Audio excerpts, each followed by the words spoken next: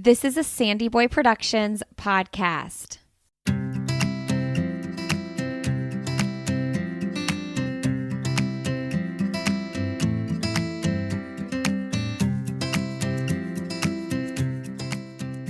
Welcome to the Urban Pharmacy Podcast, where we help women remove the overwhelm of living their most holistic life. This is the place to find evidence-based nutrition tactics, healthy lifestyle and wellness tips, abundance mindset, and easily implementable low-tox living strategies so you can rise up to your full potential and protect your family's health. I'm your host, Stacey Heine, certified holistic nutritionist and better living advocate. Now, let's get empowered with some simple swaps that make a big impact for optimal wellness.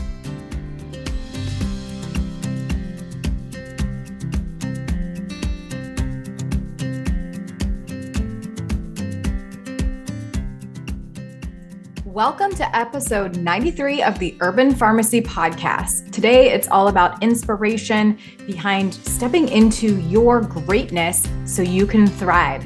And I have an amazing guest, and her name is Rebecca Fleetwood Hession. She is a local entrepreneur and mama here in Indy, and with nearly 3 decades of experience, a 35 million track record of sales, a popular TEDx talker, inclusion in a best-selling business book, and 15 years in the esteemed President's Club at FranklinCovey, you could say that Rebecca has lived a little, okay?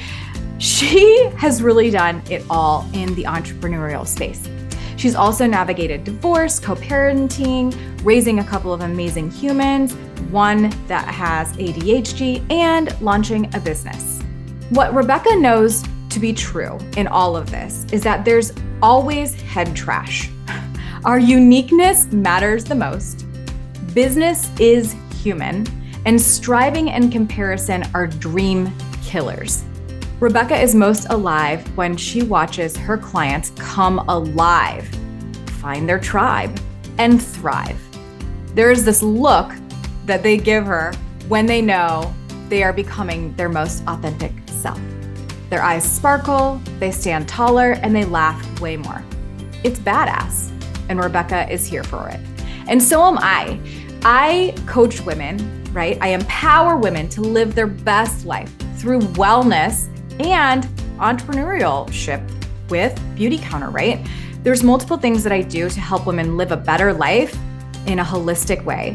And Rebecca, she's one that I really look up to. So I know you're gonna love this episode. It's a little bit of inspiration, a little bit of funny, and a lot of good information. If you love this, make sure that you tag us both on Instagram. You can find Rebecca at Rebecca Fleetwood Hession on Instagram. And I will leave all of her information in the show notes so that you can stay in touch with her. Okay, guys, before I get into this episode, I have to let you know there's a huge, massive Beauty Counter offering going on right now. And if you have ever thought about being in the clean beauty mission with me, you need to sign up now. And here's why. When you enroll as a Beauty Counter advocate, you're gonna not only use your voice to move a mission forward to disrupt that toxic beauty industry, but also get yourself results and get other people results by getting clean into their home, by reducing their toxins, by what they're putting on their skin, and help them feel empowered and confident in what they're wearing. Maybe they're wearing makeup for the first time, or maybe they're using a skin regimen for the first time. Whatever it might be, it's gonna do good for them, and it's gonna do good for you because you're gonna be able to make an income. Right now, when you enroll, you get a free overnight resurfacing peel and a brightening vitamin C facial oil, which is amazing. They're both full size, and all you have to do is enroll. You don't even have to buy any products. It's literally just a $50 enrollment or $21 if you are a member, and you're on your way. So there's so many incentives going on in January 2023, and I am doing a team incentive, giving things away for hitting milestones. And then Beauty Counter HQ is also doing incentives, giving lots of awesome stuff away because it is a 10-year anniversary of moving and shaking and spearheading this beauty industry to a cleaner place. So, all right, I had to tell you that. But anyways, back to Rebecca. Here really is Rebecca Fleetwood Hession. All right, let's go. Rebecca Fleetwood Hession, welcome to the Urban Pharmacy Podcast. Thanks for having me. I'm excited to be here. Yeah, so I've been following you for several years now. You're a local entrepreneur here in Indianapolis and really helping women to thrive. It's amazing and super inspiring. And I saw you doing a live Instagram just a few days ago. And I was like, boom, we need to be on a podcast. Let's do this. Let's inspire people. We are currently in January 2023, and it's time to help women rise up, right? Well, and I just have to give the background because I think it's a great lesson as well. My mantra for this year is to listen to those nudges. And I had this nudge to go live the other day, and my marketing firm has been encouraging me to do more of that. And it feels awkward to do anything that you don't do that often. Even though I'm on social media constantly doing other things, I was like, okay. So I pushed the live and I was, just trying to get comfortable doing it. And you and my marketing person, Claire, were the only two I think that showed up, but look what it's brought, because both of us have been following each other for a long time. And you said, hey, let's do a podcast. So I just want to encourage people, if you get the nudge, even if it feels crazy, do it, because look what it's brought us today. 100%. And I think that is just a message that any woman, regardless if you're an entrepreneur or not, should just lean in on, just trust the nudges, listen to the voices, however you want to frame that, but just go for it. And life really is short. I don't want to be doom and gloom, but life is short, and it's too short for us to be sitting on the sidelines. We are made for so much more. And it's just kind of getting out of the boat, getting into the water, getting a little uncomfortable, and you just never know what might come of it. So 100%. Yeah. 100%. Yeah. So let's talk, we're going to talk about money today, because that's another thing that women and women entrepreneurs in general, I think, tend to not talk enough about. And I feel almost like there's a stigma, Rebecca, about money, women talking about money. I don't know how it's still there, but it is. And it absolutely is. Yes, right. So why do you think that is? What do you see women that you're working with? Is this a thing with them still? Because I still struggle with it personally. It's one of the things I work on with my coaching clients is the money mindset and their money-making model for their company or their business. So 2 categories, but I will absolutely say it is a much more interesting, challenging thing for women than men. For example, I also coach men, and it's not uncommon for me if a gentleman will reach out and say, hey, I'm looking for a coach. We have a conversation, and the majority of the time, if it's a match, they will say yes. And my full rate, go. When I have the same conversation with a woman, she will say, let me think about it. Let me talk to my husband. Let me look at this. Let me look at that. Let me overanalyze this completely. And so I've started to call that out because until I call it out, we think that's humble and normal and good business practice. And I'm not saying you should just blindly say yes to everything that someone offers you, but this is a situation where someone has sought out my services. They've vetted me out to believe that I'm someone that could help them, and we're having a call, but getting them to spend the money on anything related to themselves, especially, is really interesting. Because if I had that same conversation with a woman and it was about a lacrosse camp for their child, it would be that plus an extra set of gear and shoes and the logo of the company as a bonus for that child, right? So I think it's largely aimed at spending money on ourselves to develop ourselves. And I don't pretend to know where it comes from, but you could easily tie it into a lot of studies about we were raised to be nice and kind and humble, and it just hits us in that place of this feels too ego, this feels too much. And we've got to stop. Yeah. I find women doing that when they're thinking about investing in my monthly membership. I try to make it, like a low cost. It's not a high ticket thing. So it's like their health. But I also see women, because I used to work with just entrepreneurs. I see them having that same issue when it comes to investing in their business. So it's not just one or the other, it's just investing in ourselves in general. And one of the biggest things that I have found as somebody who's super into personal development and entrepreneurship for well over a decade now, if I am not investing in myself consistently, whether that is just time or money, I'm not growing. I'm simply stagnant and I'm not making progress. I'm not getting closer to who I really want to become. And the investment piece is a missing piece. And I think it's so funny that you mentioned, let me just sit here and overanalyze it, because that's simply what we do. And then at the end of the day, so many people end up saying no to themselves. And it really seriously breaks my heart. It's like I wake up every day to try to help people realize their worth. I think there's a self-worth issue, a very deep self-worth issue for some people there, where they just don't think that they're worthy of investing in. It's very true. And even the high-powered women that I work with that are executives in companies, I have an exercise that I use with my clients, and it's also in the book I wrote called Write Your Own Story. And I ask people to think of the first word that comes to mind when you hear the word money. So let's do it with you. When I say money, what's the first word that comes into your mind? Freedom. There's many things, but there's like a picture that comes to my mind. Tell me about that. I get a picture. It's like kind of like I don't know, like a scene almost, like, or different scenes. It's me out on our farm, actually having a house. Like, we don't have a house there yet. It's my son running around, it's beautiful crops growing.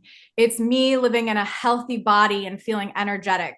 It's also me in a warm place whenever I want to be there. Like, it's vivid and it's clear. And I know what I want. I want health for my family. I want, I know what I want to wear. I know what I want to feel like. I know, all of those things. And we have to get super clear with that. But okay, keep telling me, because you're coaching me on this money thing. That's what I see. That's my vision. So that's a representation of a very abundant mindset about money. You see money as fuel for your dreams and your visions and your aspirations for your life. Yes. That's the way that money is intended to work. Mm-hmm. That money is fuel. It's a tool. It is, in fact, money is a neutral and necessary commodity. Mm-hmm. So necessary, we can't do life without money. We can't have our house, our family, our businesses, our churches, our schools, anything without funding it. So it's necessary to live our lives. Yes. And it's also neutral. Money gets its value from the story that we place on it. Mm-hmm. So my favorite example comes from a pastor that I follow, Dr. Jolynn Whitaker, and she taught me years ago, you can take the same amount of money and start a strip club or a nonprofit. Yeah. It's the story that we give money, how we want to use it as a commodity. So if you take a bunch of money and put it into the hands of someone that wants to do good with it, like you're picturing, mm-hmm. that's a beautiful, abundant thing. If you take a bit of money and give it to someone who has evil intent, that is also a very different story. Mm-hmm. And so I'm not talking about, I'm a very Jesus-loving girl, the love of money. I'm talking about how we use our money, the story of money, because money is a tool. Now, when I ask that question to others, oftentimes the first word that I'll hear is fear, not enough, scared. And that goes back to some experience or some way that we were raised talking or not talking about money that has set our mindset, our story about money in a scarcity type of way. And so if that's your money mindset, you're not going to use money as the tool to fuel like you could with an abundant mindset. So I'll give you an example of that. So one of my clients, the first word that came to mind when she heard the word money, sorry for listeners if this offends, was asshole. And we dug into it because she grew up in a very low socioeconomic part of the community that she lived in. A lot of workers that were just struggling to make ends meet was her family, and also mine. So I grew up in a very factory farm, blue collar environment. And so money was talked about, that anybody that had money was that word I just said. They would sit at the dinner table and they would say, well, look at so-and-so over there building that new house. What a hole, right? Look at your uncle out there buying that new car. Who does he think he is? And so the stigma about money was, if you had too much, it made you a bad person.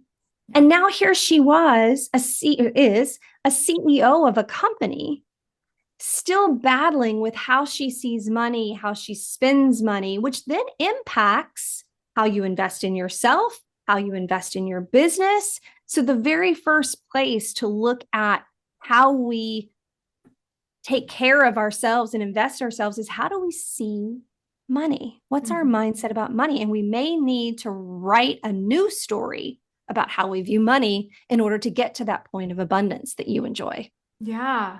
Yeah. But you also mentioned fear.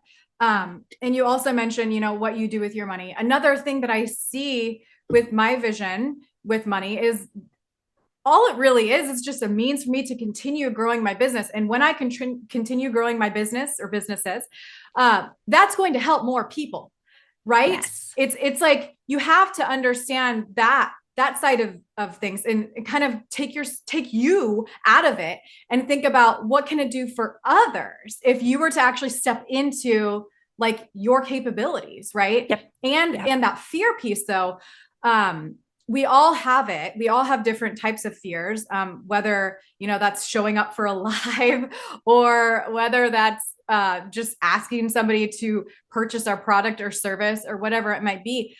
One of my deepest fears is the fear of how good it can be, which is something that I've been battling with. And a lot of people have asked me, like, well, what does that mean?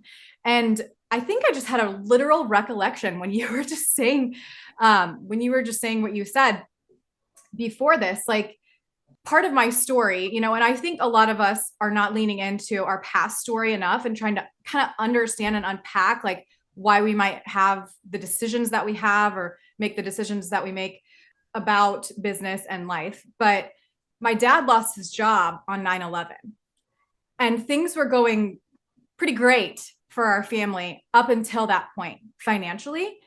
And sorry, Mom, if you're listening to this, I know my dad won't, but anyways, like that is a true story. And so things were really good, but then they were not, right? So I think I have this really deep fear inside that I know that I can create a really great life, not just for my family, but for so many other people, if I would just not stop myself. But that fear deep down inside, probably that I'll lose it all, is very You're exactly right, because we're always running off of old patterns of belief in our subconscious unless we choose to disrupt them.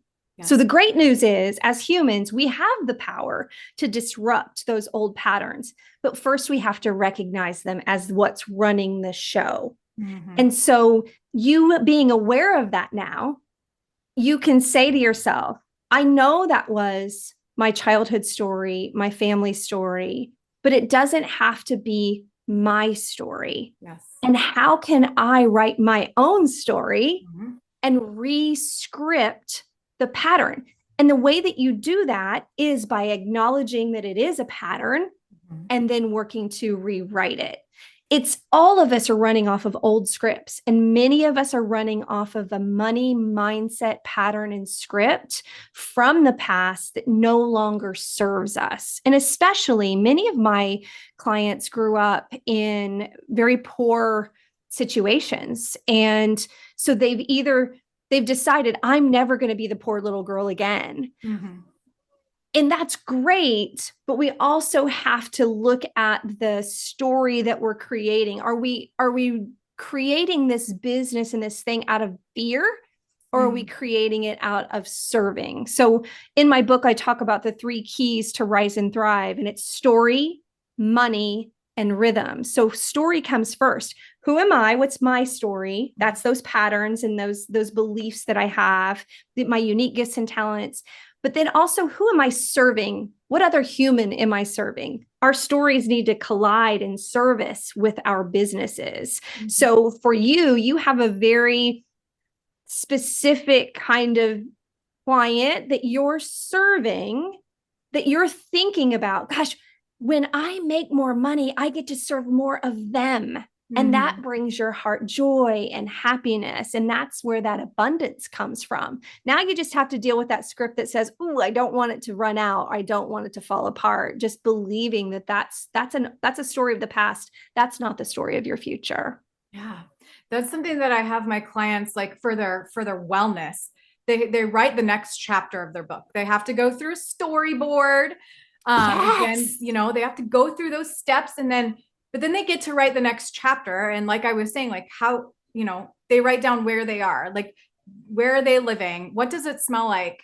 How does it feel in their body? Because we're really talking, about wellness and their next chapter of their body, and kind of trying to envision that. And I will say, Rebecca, a lot of them actually they have a lot of epiphanies from their story, activity, that's for sure. But several of them have a hard time even getting past today. I talk a lot about future vision. I'm like, what is your future vision? And I get it, for many of us, we say like, well, it's God's plan, right? Like, but we are also very much in control of what's happening on a day-to-day, right? And God says, write your vision and make it plain. There you it's go. Very clear in the Bible that go. That's what he's expecting us to do. Yes. And I think, a lot of women, they're sitting on the sidelines, but a lot of them are also having a lot of trouble even creating a vision, because maybe they're feeling so bad right now. Like they're just not feeling well enough to even think that they're going to feel better or have the energy or be able to show up for their family or eat right or whatever they're really wanting to do with their wellness. What tips do you have for people, not just women, that are struggling with that even getting to the next day, to the next chapter? Oftentimes women are just responding to everyone else's needs. Yes. And putting their own needs aside and forgetting that they have needs, and saying things like, well, it feels selfish to take care of myself. And I would say that it's actually selfish not to take care of yourself and have your own dreams, because what are you doing to inspire those people that are looking to you, that you love and care about most? If all you're doing is responding to their needs and not modeling for them the kind of life that you desire for them, then that's, to me, the most selfish thing that you could be doing, is not showing them that there is this beautiful space that you can create for yourself in your life. And that, to me, is the real service, is let me show you what this could be. That's so powerful. Hello. Okay, so we're midway through the podcast episode, and it's on my heart to talk to you about Holistic Mama Society. HMS is my monthly membership. We launched this in summer of 2022, and the impact and the transformations that have happened for the women who are part of this membership have been extraordinary. Let's talk about Sarah, who is fitting in pants that she hasn't worn in over 7 years. She's feeling confident. She's taking control of her health, her mindset, and putting her wellness at the top of the list so that she can show up for her family. It's beautiful what's happening for all the women that are in HMS. And I want to remind you of what I teach in this monthly membership so that you can think about if this is for you, or you can join today so that you can take control of your health in a holistic way as well. So holistic living is about different pillars, okay? There's 5 pillars in the Urban Pharmacy, which is my brand, and it is what I teach within Holistic Mama Society. They are body nourishment, belief system, honoring earth, mind-body connection, and success environment. Each pillar embodies so many different facets that culminatively, if that's a word, is that even a word? I don't know, I might have just made a word up. When they come together and you look at them from a bird's eye view, they come together to create your ideal existence.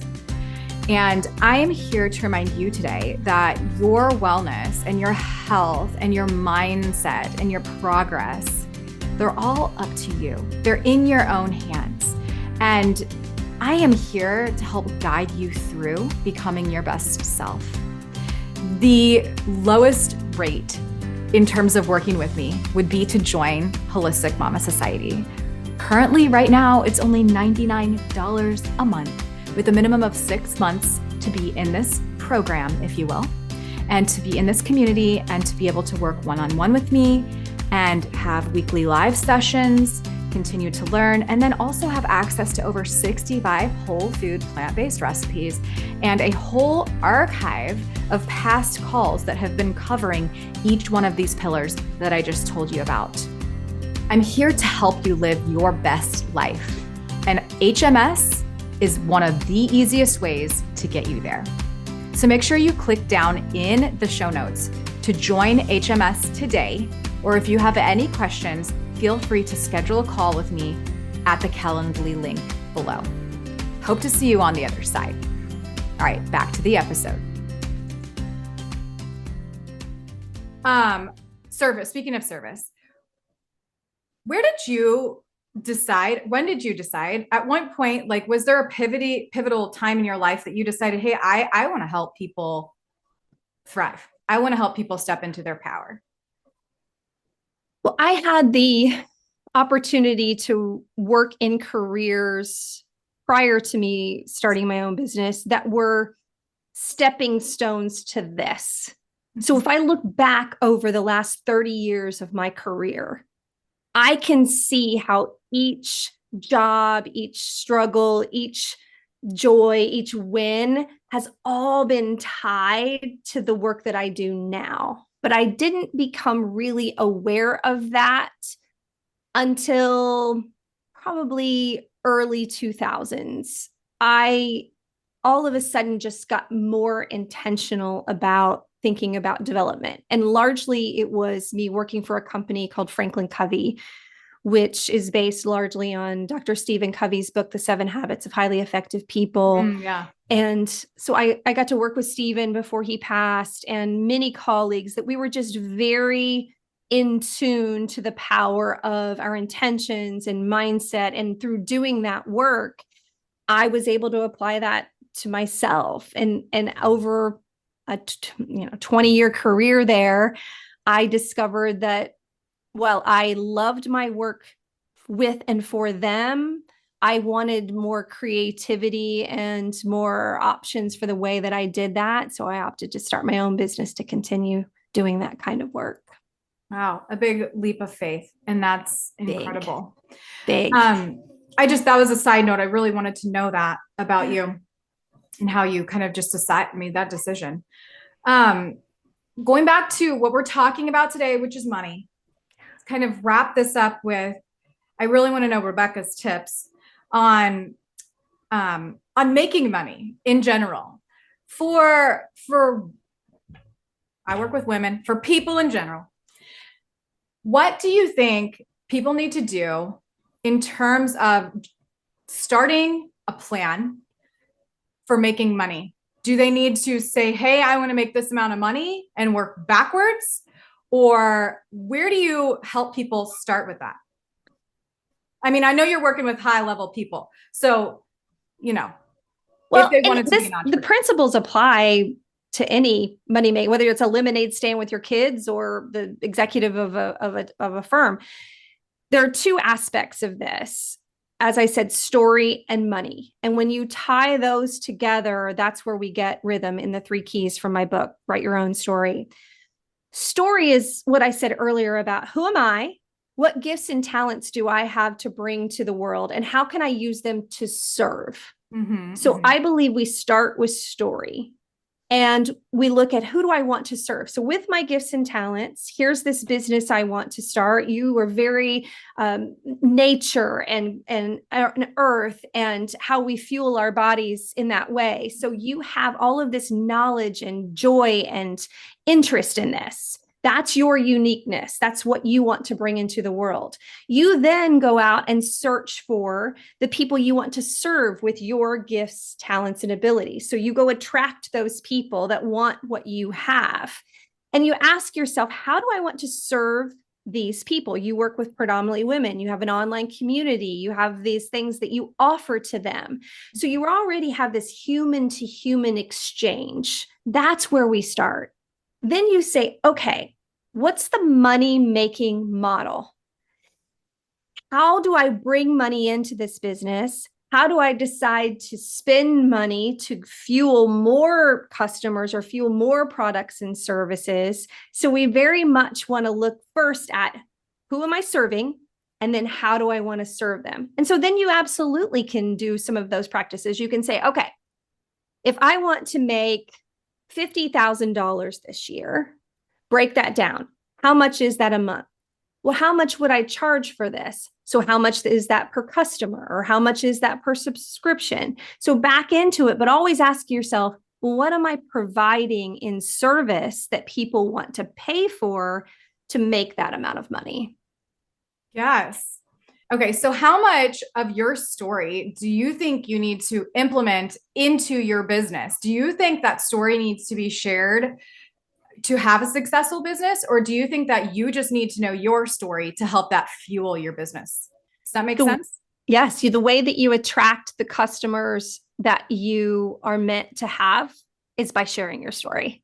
It's so people buy from a person. People buy on emotion. They validate it on facts. So they need to know that I can trust this person with my money, whether you're talking about big business or entrepreneurial endeavors.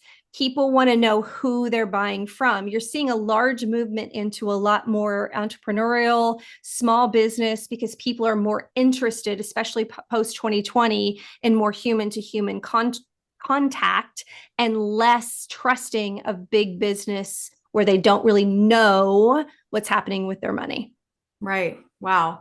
That's so powerful. And I work with women that are wanting to grow. Like, I'm a serial entrepreneur. I have my wellness and then I have my network marketing business. And I tell my network marketing business teammates that facts tell, but stories sell. And you and what you teach could probably help them and help me. I need to read your book. Yes, please. So much, because I mean, this is stepping into our confidence. This is stepping into our next chapter. This is being our true authentic self. Like, it's not just about sharing a product. It's about telling your story. It's about sharing the transformation that you get. It's about sharing the way that it makes you feel. And regardless if you're selling a product or a service, I think that story piece is so powerful, which is what you're all about. And I'm so thankful that you share all of your wisdom. Well, I'll even give you an example as we wrap up today. When I was in corporate sales and I was selling consulting and training solutions, I was working with a client and I had spent a lot of time listening and understanding his issues and challenges and how I could help serve him with my products and services. And I believe this particular deal was around $40,000 that he was going to spend with me on this particular challenge that I was helping him solve. He said to me, and I will never forget it, this was probably 20 years ago. Mm-hmm. He said, Rebecca, I'm not sure that this is going to work. But what I am sure of is that I trust you. and that I see your excitement in wanting to work with us and do this work. And I have to believe that you wouldn't have that kind of joy and excitement in something that you didn't believe in. Wow. Yes. We have to let the feelings come out a little bit. Yep. I think that in a world that we're living in, super polarizing right now, we just need to lean in on what makes us humans the same. And that is that we're real people going through struggles, going through life. And the more raw and authentic that we can be, the better it will be for everyone and for our businesses. So, wow. I talk about that a lot in the book, that our business needs and our human needs are both important, but they're very different. The business needs to control, measure, and optimize. We need goals and we need to know our money-making model. But humans, we're personal, emotional, and social. Mm-hmm. And so when we meet those human needs for each other, that earns us the right to then exchange money for products and services. So powerful. We might have to have a second episode, but okay, Rebecca, thank you so much. I want to know, how can we find you? How can we stay connected? Yeah, thanks for asking. So Instagram, Rebecca Fleetwood Hession. I do a fair amount there, and LinkedIn as well. And my website is wethrive.life. And my book is on Amazon. It's audiobook as well as paper or hardback or paperback. And I would love to stay connected in some way. I'm totally getting the audiobook today. I was going to say, I hope that you have that, because that's the way that I roll when I'm batch cooking. So, it just came out. The audio version just came out. So grab it. Fabulous. So good. Okay. Well, thank you so much for your words of wisdom today and your insight, and just for sharing space with me. I really appreciate it. Thank you. It's good to be here.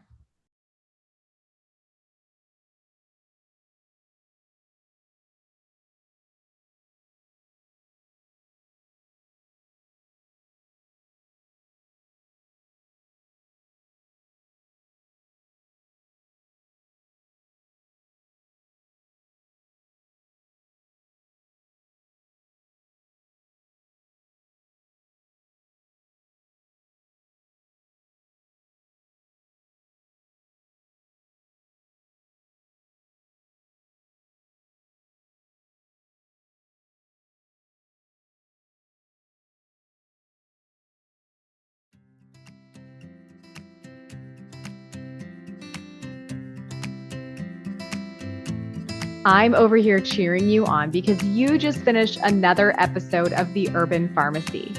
For today's show notes, head on over to theurbanpharmacy.com and be sure to join us inside our private Facebook group called The Urban Pharmacy, where we share inspiration, live trainings, and holistic living tips to help you build community and the healthy lifestyle that you've always wanted. If you enjoyed today's episode, make sure you hit that subscribe button and please consider leaving us a 5-star review. Before we connect again on the next show, follow me on Instagram at The Urban Pharmacy. That's urban with an H and pharmacy with an F. And I can't wait to hear your wellness journey as we get to know each other better. You know, there's truly no better time than now to level up your life, and I am so proud of you for showing up today. Until next time, be well, Health Crusader.